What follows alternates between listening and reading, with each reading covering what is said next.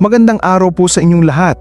Ako po muli ang inyong kaalaman na hinug, ang inyong kaibigan sa kalusugan, karunungan at kabutihan. Sa video na ito, tatalakayin natin ang isang napakagandang tanong na madalas tanungin ng mga nasa lungsod.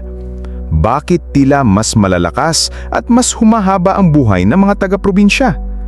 Kapansin-pansin na marami sa mga umaabot ng edad 90 hanggang saan pataas ay hindi nakatira sa mga syudad, kundi nasa mga lalawigan, kabundukan o tabing dagat. Hindi sila kasing yaman ng nasa Maynila, pero bakit sila'y malalakas pa rin, masigla at bihirang magkasakit? Ngayong araw, ibubunyag natin ang mga simpleng pero makapangyarihang sikreto ng mga taga-probinsya, ang kanilang mga gawain, ugali at paraan ng pamumuhay na tunay na dapat tularan ng mga senior citizen saan mang sulok ng bansa. Kaya kung ikaw ay senior na, may mahal sa buhay na senior o gusto mong humaba ang buhay mo, siguraduhin mong panoorin ito hanggang dulo. Dahil sa dulo, ilalantad natin ang pinakapayak, ngunit pinaka-epektibong sikreto ng mga tagalalawigan para sa isang mahabang buhay. Pang-una sa ating obserbasyon, ang pagkain nila ay fresh at natural. Sa probinsya makikita mo na ang mga gulay ay sariwa, diretso mula sa bakuran. Wala masyadong delata, wala ring instant noodles. Ang kanilang ulam ay madalas gulay na may halong isda o kaunting karne lang, gaya ng munggo na may malunggay, saluyot o ampalaya. Wala masyadong mantika at ang asin ay kontrolado lang. Dahil dito, mababa ang sodium at preservative sa kanilang diet. Ang epekto, mas malusog ang bato, puso at atay. Ang natural na pagkain ay nagbibigay ng tunay na nutrisyon na hindi nabibili sa kahit anong mamahaling supplement. Bukod pa rito, sa bawat pagkain nila may kasamang pagmamahal mula sa sariling tanim, sariling luto at simpleng pagsasalo ng pamilya. Iba talaga ang pakiramdam ng pagkain kung alam mong ito ay inanime mismo, nakakataba ng puso at nakakatibay ng katawan. Kung ating titignan, marami sa mga taga-probinsya ay halos hindi pa nakakatikim ng fast food sa buong buhay nila at mas pipiliin pa rin nila ang sinaing na kanin, inihaw na isda at ginataang gulay. Mas simple ang kanilang panlasa, mas mapili sa natural at iwas sa mga processed na pagkain.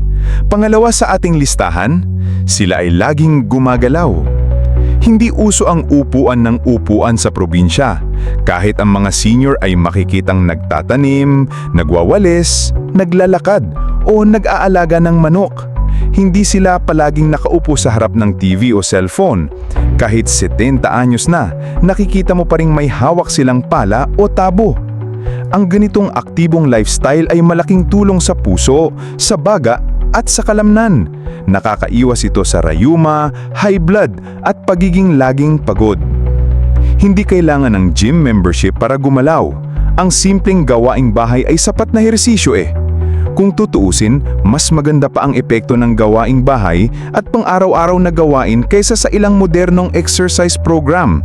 Dahil ito ay natural na bahagi ng kanilang araw, walang pilit at may kasamang tuwa habang ginagawa, gaya ng pagdidilig ng halaman o pag-aalaga ng alagang hayop. At hindi lang yan, ang mga senior sa probinsya ay sanay sa pagkilos ng maaga. 4 hanggang 5 ng umaga ay gising na. Nagsisimula sila sa pagwawalis, paglalaba o pamamalengke. Samantalang sa lungsod, marami ang gising pa ng alas 12 at tulog pa ng alas 8 ng umaga. Pangatlo sa ating listahan, sila ay laging nasa sikat ng araw at preskong hangin. Alam nyo ba na ang sikat ng araw sa umaga ay may bit-bit na vitamin D na mahalaga sa buto at immune system? Sa probinsya, hindi uso ang aircon, bukas ang bintana, bukas ang pintuan at sariwa ang hangin. Hindi sila nakakulong sa mga kwarto. Dahil dito, mas malakas ang resistensya nila, mas maganda ang tulog at mas presko ang katawan. Sa siyudad, kulang sa sikat ng araw at ang hangin ay may polusyon, kaya madalas mabilis mapagod. Bukod sa benepisyo sa katawan, ang simoy ng sariwang hangin ay may positibong epekto rin sa mental health. Mas maliwanag ang pananaw sa buhay, mas nakakahinga ng maluwag, literal at emosyonal. At kapag sinamahan pa ito ng tanawin, mga bundok, ilog, palayan, aba, ay para kang nagta-travel vlog araw-araw. Masaya sa mata, masarap sa damdamin, at tunay na nagpapahaba ng buhay. Baka naman po, pa-like po sana ako ng video na ito. At kung kayo po ay galante, pati na rin po sana ang subscribe button. Maraming salamat po. Pang-apat sa ating listahan, malalakas ang kanilang tulog. Kapag walang ingay ng traffic, walang ilaw ng computer, at walang cellphone na iniscroll buong gabi, mas mahimbing ang tulog. At ito ang sikreto ng mga taga-probinsya. Maaga silang natutulog at maaga ring gumigising. Ang maayos na tulog ay nagbibigay lakas ng katawan, tumutulong sa pag-aayos ng mga nasirang cells at nagbibigay ng maayos na kondisyon ng utak. Iwas stress, iwas depresyon, at iwas pagkamakunat ang katawan. Kung ating iisipin, ang tulog ay isang likas na lunas at ito ay libre. Kaya kung susundin natin ang estilo ng mga taga-probinsya, makukuha natin ang kalidad ng tulog na mas mabisa pa sa mamahaling melatonin capsule o sleep therapy. Panglima, sila ay malapit sa pamilya at komunidad.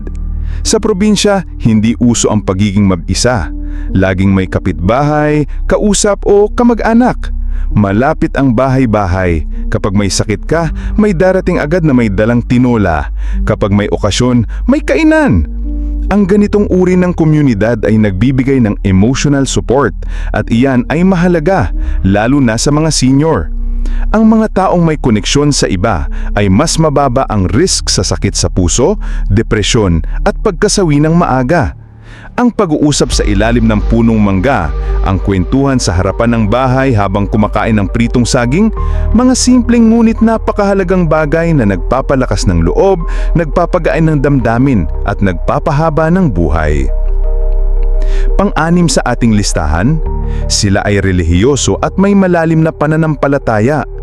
Ang mga taga-probinsya ay kilala rin sa kanilang pagiging madasalin. Bago kumain, bago matulog, bago magsimula ng araw, may dasal. Sa tuwing may problema, hindi agad nagpapanik. Sa halip ay lumalapit sila sa Diyos. Ang ganitong klaseng pananampalataya ay nagbibigay ng panloob na kapayapaan. Ang stress ay bumababa, ang utak ay humuhupa, at ang katawan ay nakakabawi. Sa maraming pag-aaral, ang malalim na pananampalataya ay konektado sa mas mahabang buhay at mas malusog na puso.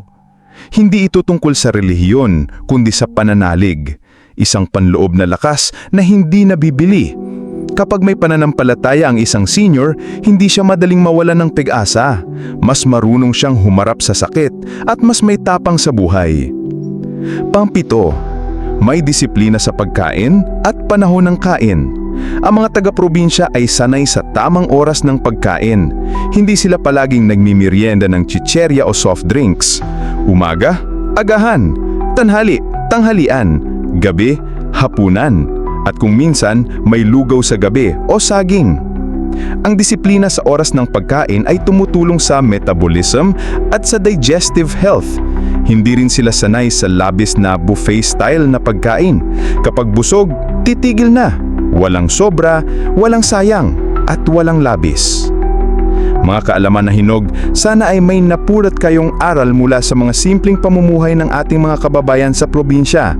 Totoo, hindi madali ang buhay doon, pero ang mga simpleng bagay gaya ng natural mapagkain, pagkilos araw-araw, mahimbing na tulog, at mainit na pakikitungo sa kapwa ay mga sikreto sa mahabang buhay. Hindi kailangang bumili ng mamahaling bitamina, gadgets o pagkain. Kung uugaliin natin ang mga simpleng gawin na ito, pwede rin tayong maging malakas, masigla at mabuhay ng mahaba. Ang sikreto sa mahabang buhay ay wala sa bote o sa ospital, kundi sa ugali, disiplina at pananaw natin sa pang-araw-araw na pamumuhay. Kaya balikan natin ang mga simpleng gawin ng ating mga ninuno. Sila ay nabuhay ng mas mahaba, hindi dahil sa teknolohiya, kundi dahil sa kanilang simpleng pamumuhay. At ito po ang kaalaman na hinog na laging nagpapaalala. Stay healthy. Muli, maraming salamat po at God bless.